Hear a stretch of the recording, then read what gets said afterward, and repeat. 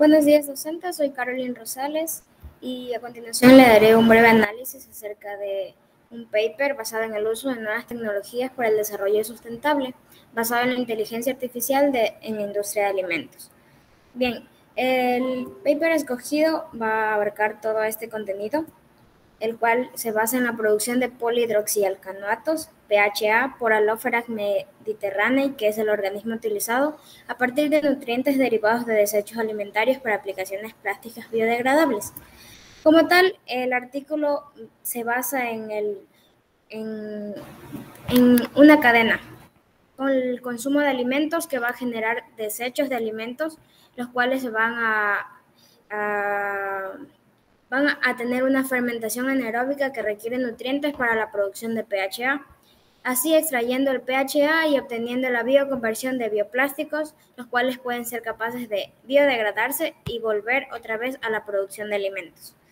Bien, como introducción al artículo, tenemos que los polihidroxialcanoatos son una familia de poliésteres microbianos que se utilizan como plásticos biodegradables en sustitución de los plásticos convencionales, ¿no? Sin embargo, el alto costo de producción es la barrera para la expansión de este mercado de los PHA, usando así este microorganismo que es halófilo, ya que puede utilizar materias primas no estériles sin preocuparse por la contaminación.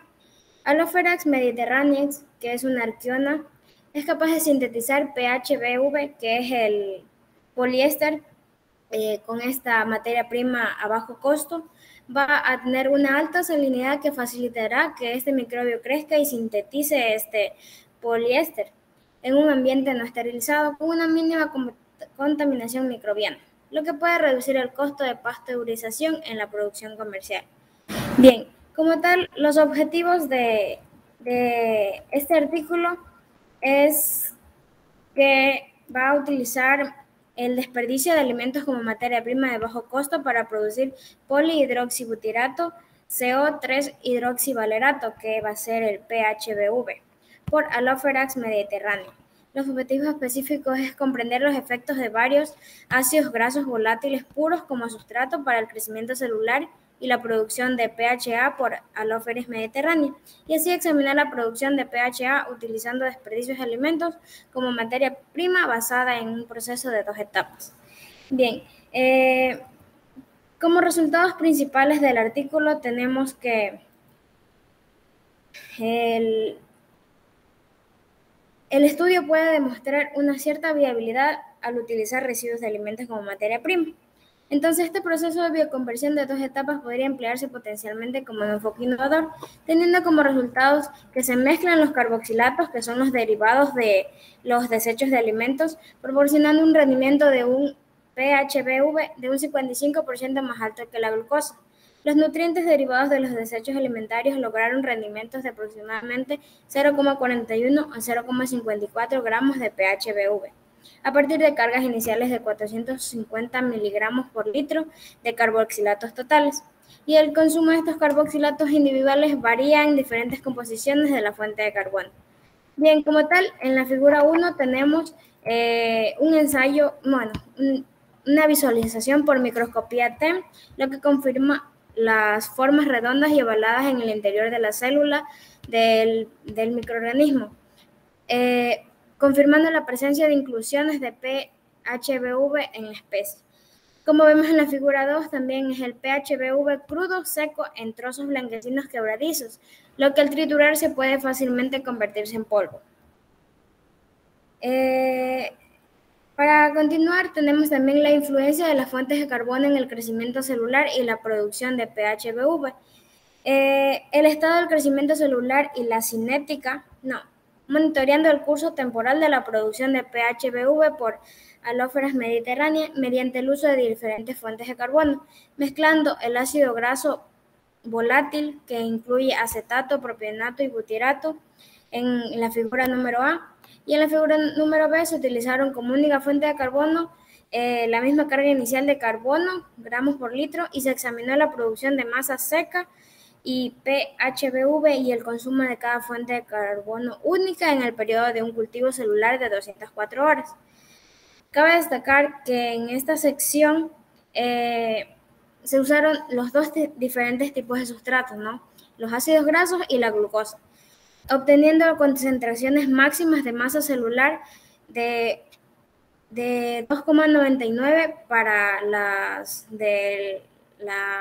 los ácidos grasos y en comparación con la glucosa de unos resultados superiores de 3,59 a 0,25 gramos por litro de masa celular.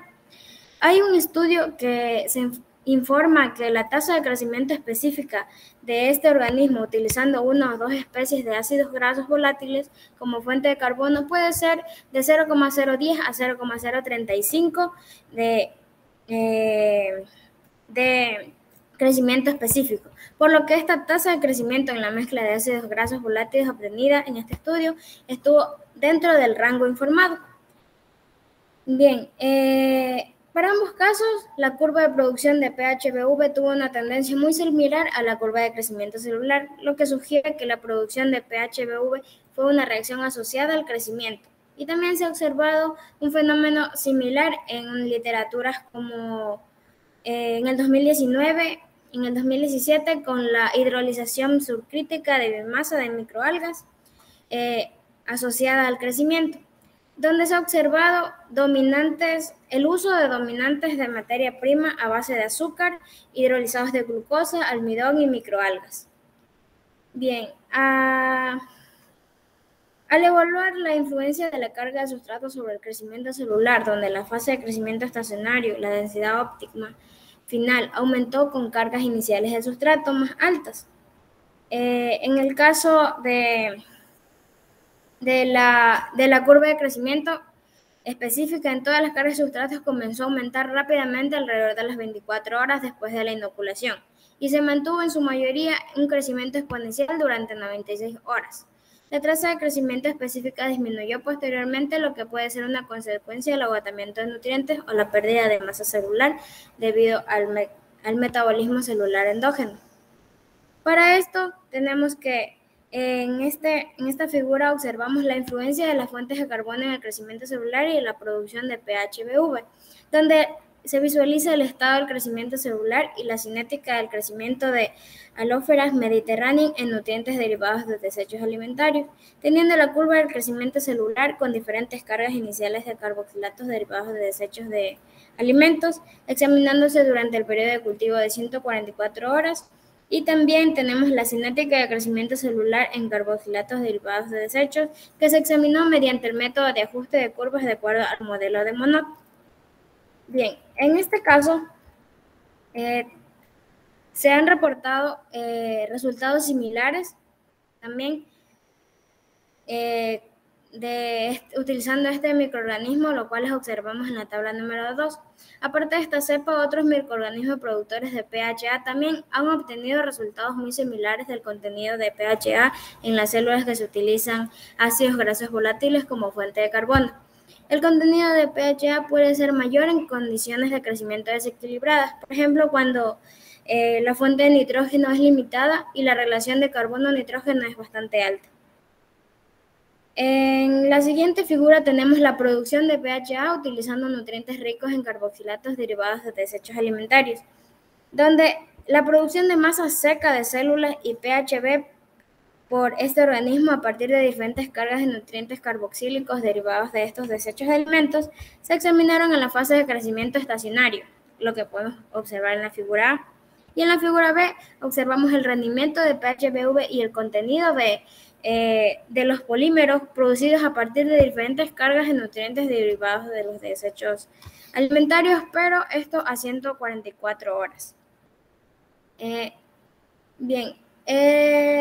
Como tal, el rendimiento del pH se mantuvo en un intervalo de 0,41 a 0,54 pHBV de acetato de cargas totales de carboxilato. Los resultados sugirieron que los carboxilatos de cadena corta, ya sean químicos puros o derivados de fermentados de desperdicios de alimentos, pueden ser una buena opción como fuente de carbono que logra un alto rendimiento de producción de este PHBV utilizando este microorganismo. Además de eso, el contenido promedio de estos nutrientes carboxílicos derivados de desechos tuvo un rango de 6% a 11% y disminuyó con cargas totales de carboxilatos más altas.